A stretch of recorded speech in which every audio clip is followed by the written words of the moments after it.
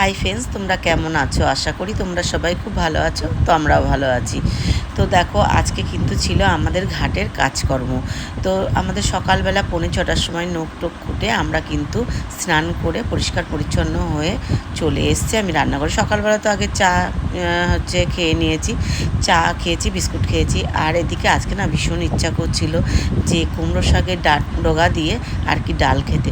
তো সেই কারণে আর কি কুমড়ো শাকের ডগা দিয়ে, আমাদের গাছেরই আর কি কুমড়ো শাক, তো কুমড়ো শাকের ডগা দিয়ে আর মুগ ডাল করেছি। আর যে কচি কচি পাতাগুলো, ওগুলোকে না আর ফেলতে ইচ্ছা করলো না, ওগুলো দিয়ে সুন্দর করে বেসন দিয়ে বড়া করে নিলাম। তো তারপরে আমরা আর তার সাথে কিন্তু একটু পটলও ভাজা করেছি। তো যা দুটো খাওয়া দাওয়া করে আমরা আর কি একটু বেরিয়ে পড়েছি। তো বেরিয়েছি কেন সেটা তোমাদের সাথে অবশ্যই বলবো। তো তার আগে দেখো, বৃষ্টি এত পরিমাণে ঝমঝম করে বৃষ্টি হচ্ছে, সত্যি কথা বলতে দাঁড়িয়ে ভাবলাম যে একটু চা খেয়ে নেওয়া যাক। তো সেই কারণে আমরা ছেলে মেয়ে আর আমি তিনজন মিলে আমরা এবার একটু চা খেয়ে নিলাম।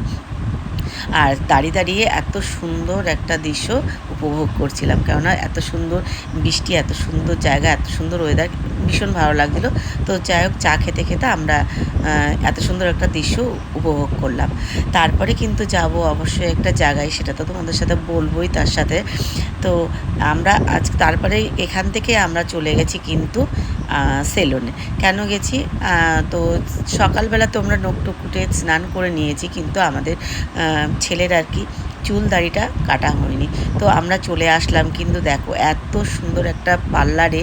তো তোমাদেরকে দেখাই যে তোমরা কিন্তু অবশ্যই কিন্তু এখানে এসো, দেখো ভীষণ ভালো কাজ, মানে এত সুন্দর কাজকর্ম, এত সুন্দর মানে ব্যবহার, মানে বলার মতন না। তো এই সেলুনটার নাম কিন্তু হচ্ছে টু ক্লাসিক।